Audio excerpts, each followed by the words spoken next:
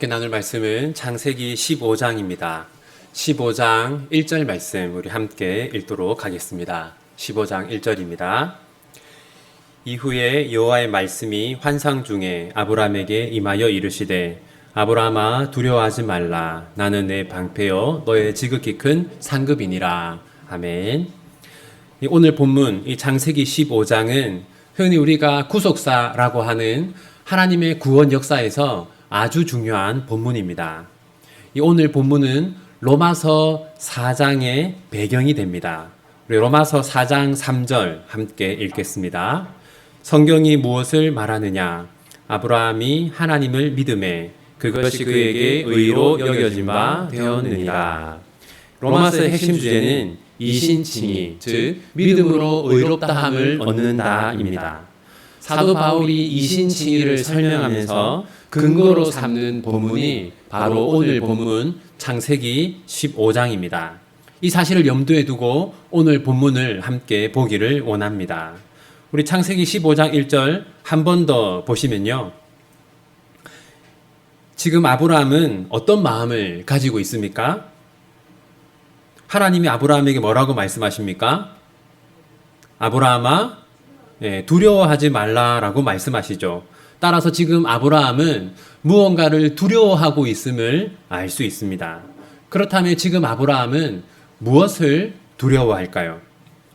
문맥으로 살펴보면 이 창세기 14장과 15장이 연결되기 때문에 14장이 있었던 어떤 사건 때문에 아브라함이 두려워하고 있다고 볼 수 있습니다. 그렇다면 지금 아브라함이 두려워하는 것은 무엇일까요? 그것은 북방 연합군이 복수하기 위해서 다시 아브라함을 찾아오지 않을까 하는 그런 두려움이 지금 아브라함에게 있는 것입니다. 14장에서는 하나님의 언약에 대한 믿음이 아브라함에게 있었습니다. 아브라함을 축복하는 자는 복을 받고 아브라함을 저주하는 자는 하나님께 벌을 받는다. 따라서 하나님이 아브라함을 지키고 보호해 주실 것이라는 그런 믿음이 아브라함에게 있었습니다. 그런데 시간이 지나서 이제 15장에 기록된 이 시점이 되었을 때 아브라함의 믿음은 상당히 약해졌습니다. 그것 때문에 지금 아브라함은 두려움을 느끼고 있는 것입니다. 그렇다면 왜 아브라함은 하나님에 대한 믿음이 약해졌을까요?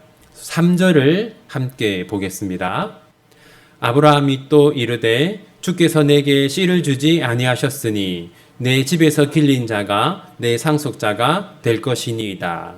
주께서 내게 씨를 주지 아니하셨으니. 여러분, 왜 아브라함의 믿음이 약해졌습니까? 자손에 대한 언약이 아직 이루어지지 않았기 때문입니다. 하나님은 갈대아 우르에 살고 있던 아브라함을 가나안으로 부르면서 두 가지를 약속하셨습니다. 무엇과 무엇입니까? 땅과 자손이죠. 그런데 그 약속이 아직까지 이루어지지 않았습니다. 그것 때문에 아브라함의 믿음이 약해진 것이죠. 그러자 하나님은 아브라함에게 어떻게 하십니까? 4절 함께 읽겠습니다. 여호와의 말씀이 그에게 임하여 이르시되 그 사람이 내 상속자가 아니라 내 몸에서 날 자가 내 상속자가 되리라 하시고. 4절에서 여호와의 말씀에 한번 표시해 보십시오. 여호와의 말씀이 그에게 임하여. 무엇이 아브라함에게 임했습니까? 하나님의 말씀이 아브라함에게 임했습니다. 따라서 지금 하나님은 아브라함에게 무엇을 요구하는 겁니까? 내가 너에게 말하는 것을 너는 믿어야 한다 라고 하나님은 아브라함에게 믿음을 요구하십니다. 그리고 하나님은 아브라함이 하나님의 말씀을 믿으면 이런 일이 일어날 것이라고 하십니다. 5절 함께 읽겠습니다. 그를 이끌고 밖으로 나가 이르시되 하늘을 우러러 뭇별을 셀 수 있나 보라. 또 그에게 이르시되 내 자손이 이와 같으리라. 아브라함이 하나님의 말씀을 믿으면 어떤 일이 일어납니까? 아브라함은 하늘의 별처럼 많은 후손들을 얻게 될 것입니다. 그러자 아브라함은 어떻게 반응합니까? 6절 함께 읽겠습니다. 아브라함이 여호와를 믿으니 여호와께서 이를 그의 의로 여기시고, 이 6절을 보시면 아브라함의 반응과 거기에 대한 하나님의 반응이 각각 기록되어 있습니다. 아브라함은 하나님께 어떻게 반응합니까? 아브라함이 여호와를 믿으니. 그러자 하나님은 또 아브라함에게 어떻게 하십니까? 여호와께서 이를 그의 의로 여기시고, 하나님은 아브라함의 믿음을 보시고 아브라함을 의롭다고 여기셨습니다. 여러분, 우리가 의롭게 되는 방법은 무엇입니까? 예수님을 믿는 것이죠. 예수님을 우리를 위해서 죽으셨고 우리를 위해서 부활하셨다라는 사실을 믿음으로써 우리는 하나님 앞에서 의롭게 됩니다. 그렇다면 아브라함은 무엇을 통해서 의롭게 되었습니까? 아브라함 역시 믿음으로 의롭게 되었습니다. 하나님이 언젠가 나에게 자손을 주실 것이다. 하나님이 언젠가 나에게 이 가나안 땅을 주실 것이다. 그 믿음으로 아브라함도 의롭다함을 얻었습니다. 따라서 구약의 신자들이나 신약의 신자들이나 의롭게 되는 방법은 하나밖에 없는 것이죠. 바로 믿음입니다. 그런데 아직 아브라함의 믿음은 온전하지가 않았습니다. 여전히 아브라함의 마음에는 하나님을 의심하는 그런 마음이 있었습니다. 8절 함께 읽겠습니다. 그가 이르되 주 여호와여, 내가 이 땅을 소유로 받을 것을 무엇으로 알리이까? 아직 아브라함은 하나님에 대한 믿음이 온전하지 않았습니다. 그러자 하나님은 무엇을 하십니까? 우리 9절 함께 읽겠습니다. 여호와께서 그에게 이르시되 나를 위하여 3년 된 암소와 3년 된 암염소와 3년 된 수량과 산비둘기와 쥐비둘기 새끼를 가져올지니라. 하나님은 소와 염소와 양과 비둘기를 준비하라고 하십니다. 왜 하나님은 이런 짐승들을 준비하라고 하실까요? 고대에는 국가들끼리 그리고 각 나라의 왕들끼리 언약을 맺을 때 이러한 짐승들을 준비했습니다. 언약식을 체결할 때 이런 소와 양과 염소와 비둘기를 준비했던 것이죠. 따라서 지금 하나님은 아브라함과 언약식을 체결하려고 하신다라는 것을 알 수 있습니다. 그렇다면 왜 고대에는 언약식을 체결할 때 이런 짐승들을 준비했을까요? 언약을 어기면 어떻게 되는지를 시각적으로 보여주기 위해서입니다. 10절 함께 읽겠습니다. 아브라함이 그 모든 것을 가져다가 그 중간을 쪼개고 그 쪼갠 것을 마주 대하여 놓고 그 새는 쪼개지 아니하였으며. 보시면 소와 염소와 양과 비둘기를 아브라함이 어떻게 합니까? 절반으로 나누죠. 그 다음에 각각 좌우로 흩어서 그 짐승 사이로 통로를 만든 것을 알 수 있습니다. 여러분, 지금 칼로 짐승들을 양분했는데 그렇다면 그 자리는 어떻게 되겠습니까? 피로 홍건하게 되겠죠. 따라서 짐승들을 가지고 와서 그 짐승들을 칼로 자르는 것은 언약을 어기는 사람은 이 짐승처럼 될 것이다. 피를 흘리고 죽게 될 것이다. 라는 것을 시각적으로 강조하는 것입니다. 그리고 고대의 왕들은 언약식을 체결하면서 언약을 체결하는 두 사람, 두 왕이 그 통로를 함께 걸어갔습니다. 두 사람이 함께 걸어가는 것은 이 언약을 이루기 위해서, 언약을 지키기 위해서 두 사람 모두 최선을 다해야 한다라는 것을 강조하는 것입니다. 그런데 하나님과 아브라함이 맺는 언약은 특이합니다. 우리 12절 함께 읽겠습니다. 해질 때에 아브라함에게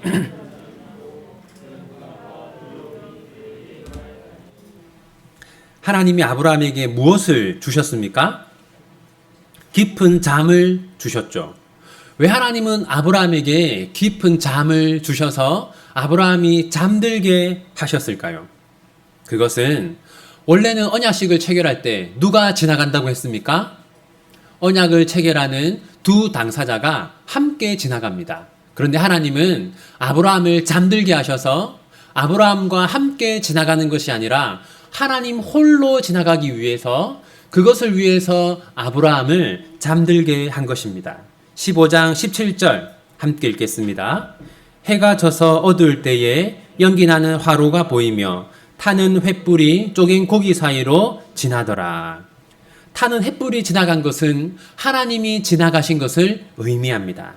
그렇다면 왜 하나님은 아브라함과 함께 지나가지 않고 혼자서 지나가셨을까요?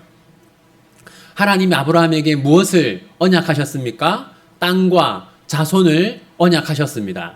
그런데 아브라함이 자신을 생각할 때 어떤 생각이 들었겠습니까? 과연 내가 자녀를 얻을 수 있을까? 과연 내가 이 가나안 땅을 차지할 수 있을까? 그런 생각을 가졌을 것이고 자기 자신의 모습을 보면서 두려워했을 것이 분명합니다. 그래서 하나님은 아브라함과 함께 지나가지 않고 하나님 홀로 지나가신 겁니다. 아브라함아, 내가 너에게 준 언약은 너의 능력으로 이루어지는 것이 아니다. 나의 능력으로 이루어지는 것이고 내가 너에게 그 언약을 이루어지는 것이다. 이렇게 하나님이 말씀을 하신 겁니다. 그것은 우리의 구원도 마찬가지죠. 여러분, 우리는 누구의 능력으로 구원을 얻습니까? 나의 능력이 아니라 하나님의 능력으로 구원을 얻습니다. 로마서 1장 16절 함께 읽겠습니다. 내가 복음을 부끄러워하지 아니하노니 이 복음은 모든 믿는 자에게 구원을 주시는 하나님의 능력이 됨이라. 먼저는 유대인에게요, 그리고 헬라인에게로다. 거기서 하나님의 능력, 거기 한번 표시해 보십시오. 유대인이든 헬라인이든 이 표현은 모든 사람을 뜻하는 겁니다. 한 사람도 제외하지 않고 모든 사람이라는 뜻이 유대인이든 헬라인이든입니다. 유대인이든 헬라인이든 누구든지 모든 사람은 누구의 능력으로 구원을 얻습니까? 하나님의 능력으로 구원을 얻습니다. 아브라함 언약은 누구의 능력으로 이루어집니까?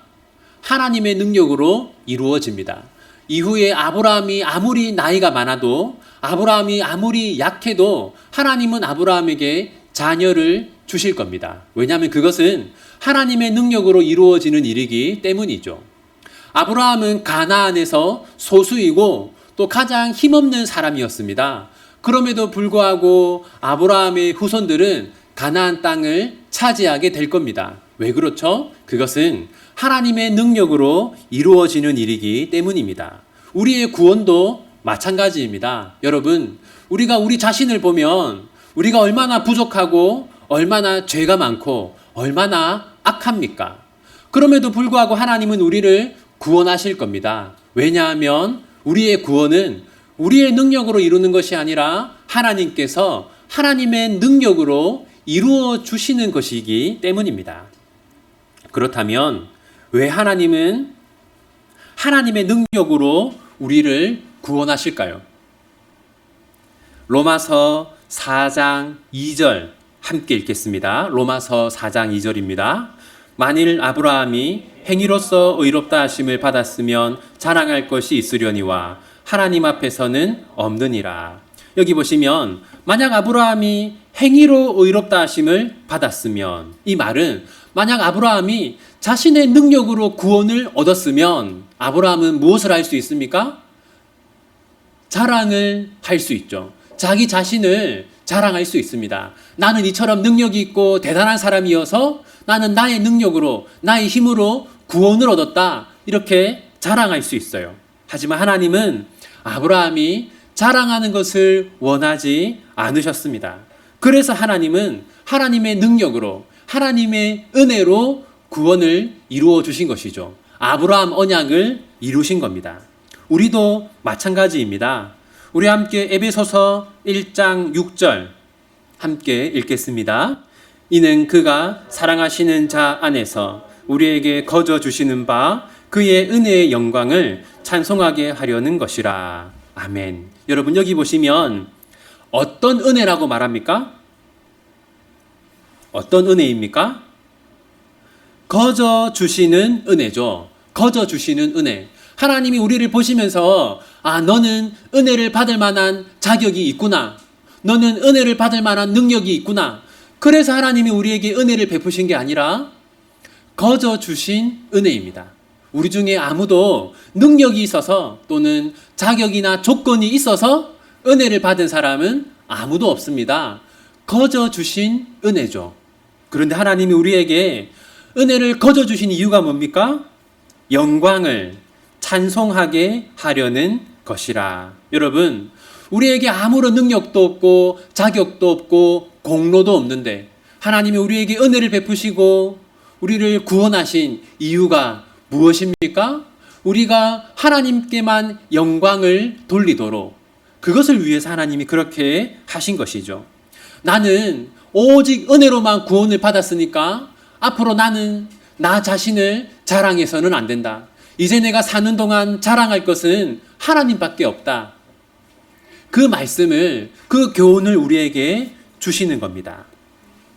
이제 창세기 15장이 우리에게 주는 교훈들을 하나씩 살펴보겠습니다. 첫 번째는 하나님에 대한 믿음이 약해질 때 두려움이 찾아온다라는 겁니다. 여러분, 창세기 14장에서 아브라함은 어떤 모습을 보여주었습니까?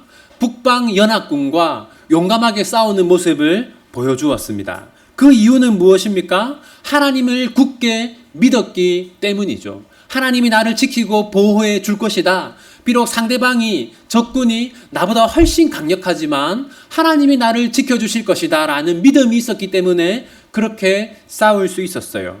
그런데 시간이 지나자 아브라함의 믿음이 약해지고, 믿음이 약해지자 두려움이 찾아왔던 겁니다.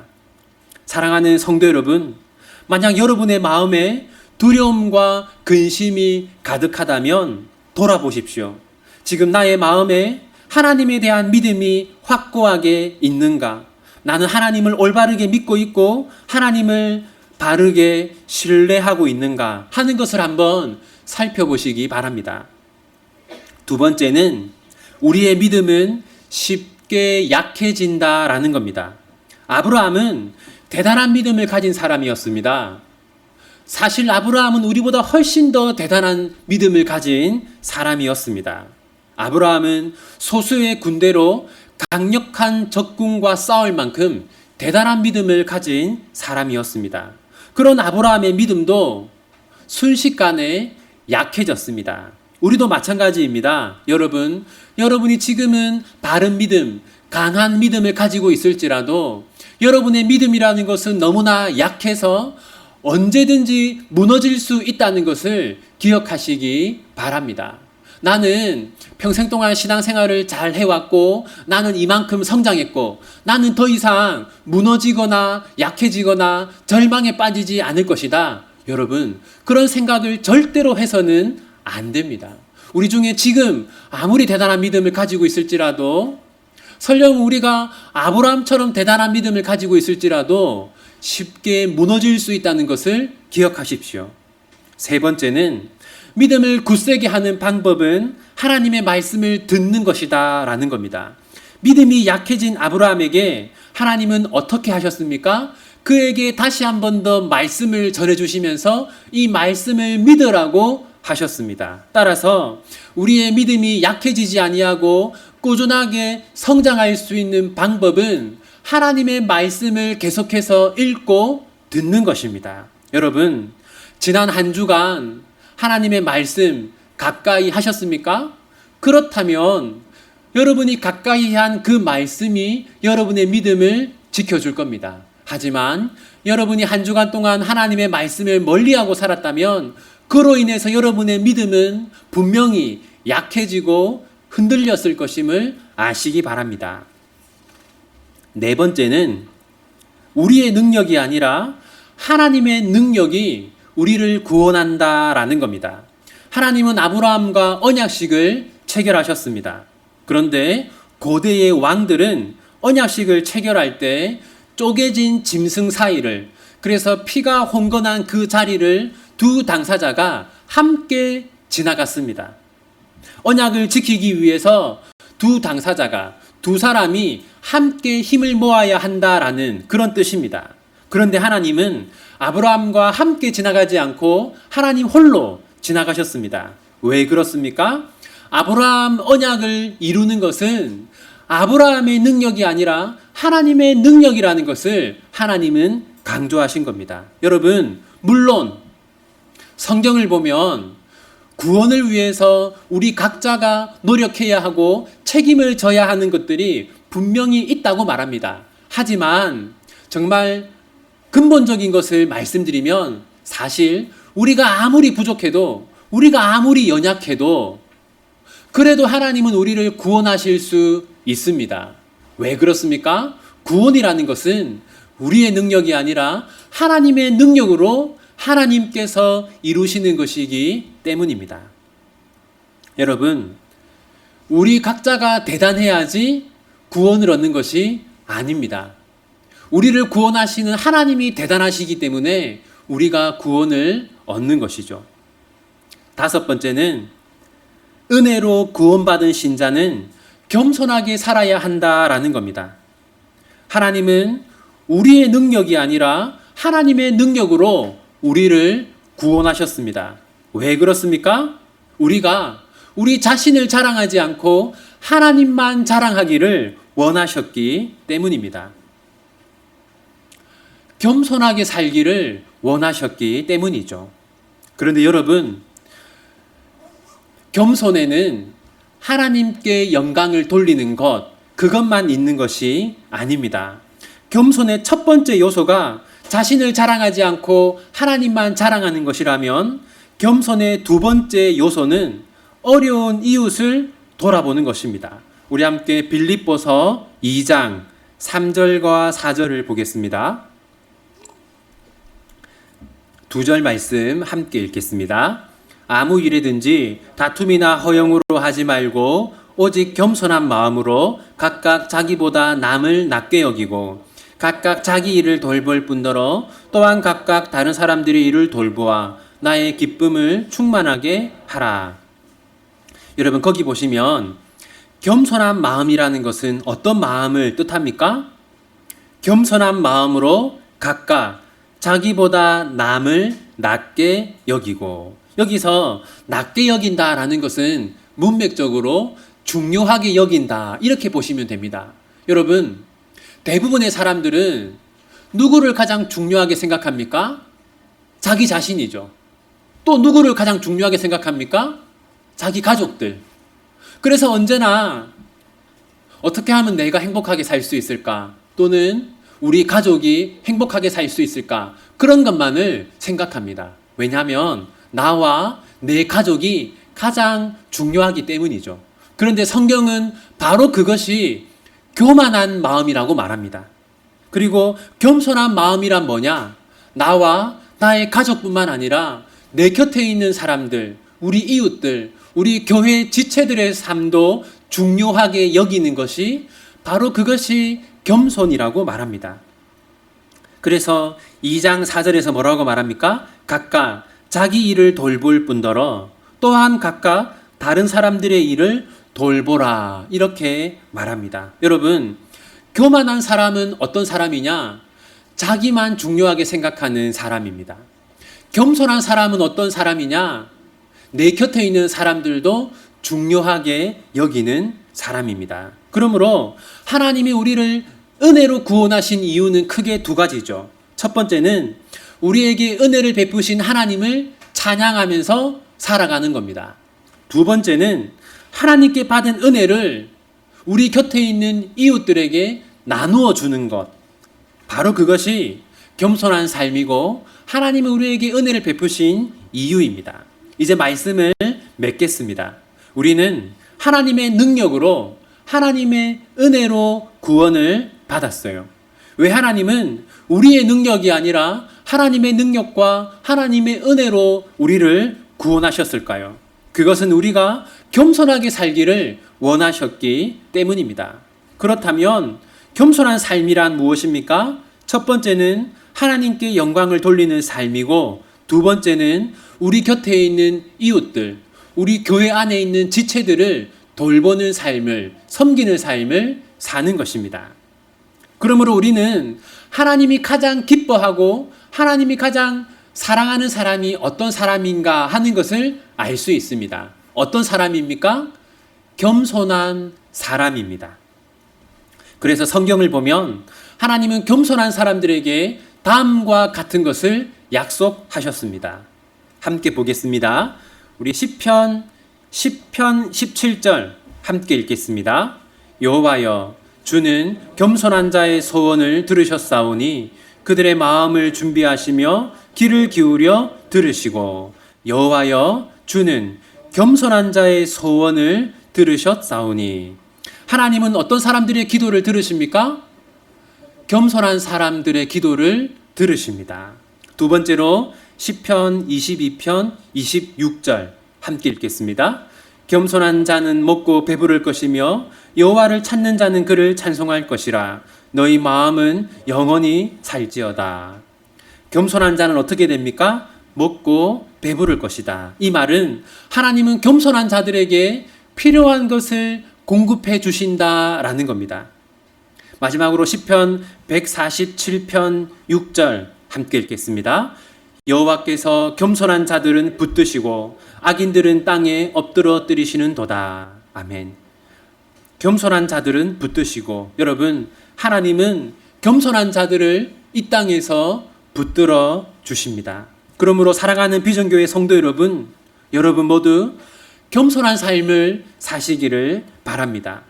하나님의 이름만 높이는 삶을, 그리고 자기의 인생만 중요하게 여기지 않고 우리 곁에 있는 이웃들과 또 우리 비전교회 다른 교우들의 삶을 중요하게 여기고 돌아보고 섬기는 삶을 사시기를 바랍니다. 그러면 하나님이 여러분들을 높여주실 것이고, 여러분들을 돌보아 주실 것이고, 여러분의 기도를 들어주실 것이고, 여러분에게 필요한 것들을 공급해 주실 겁니다. 그런 은혜가 여러분들과 여러분들의 가정과 여러분들의 자녀들에게 풍성히 임하기를 소원합니다. 기도하겠습니다. 하나님 아버지, 만약 하나님께서 자격과 조건을 따지셨다면 우리 중 아무도 구원을 얻지 못했을 것입니다. 만약 하나님께서 행위를 기준으로 우리를 구원하셨다면 우리는 아무도 단 한 사람도 구원을 얻지 못했을 겁니다. 우리가 구원을 받은 것은 하나님께서 오직 믿음으로 우리를 구원하셨기 때문입니다. 우리가 구원을 받은 것은 하나님께서 오직 은혜로 우리를 구원하셨기 때문입니다. 하나님, 저희는 이처럼 아무것도 자랑할 것이 없는 사람입니다. 믿음으로 오직 은혜로 구원을 받았으니 저희는 겸손하게 하나님만 높이며 살아야 할 것입니다. 그리고 자기만 생각하는 이기적인 삶이 아니라 이웃을 돌아보는 이타적인 삶을 살아야 할 것입니다. 하나님, 저희들이 그렇게 살아갈 수 있도록 도와주십시오. 비전교회가 하나님만 높이는 교회가 되게 하시고 서로를 돌아보는 따뜻하고 사랑 많은 교회가 되게 해 주십시오. 비전교회가 하나님을 기쁘게 하는 교회가 되게 하시고 참으로 서로를 사랑하는 교회가 되게 해 주십시오. 하나님, 우리 박정열 집사님 코로나 증상으로 집에서 치료 중에 있습니다. 우리 이종성 집사님 가슴 통증으로 병원에 입원하여 계십니다. 이들에게 은혜를 베푸셔서 속히 건강을 회복할 수 있도록 도와주시고 또 모든 가족들의 마음도 하나님께서 위로하여 주십시오.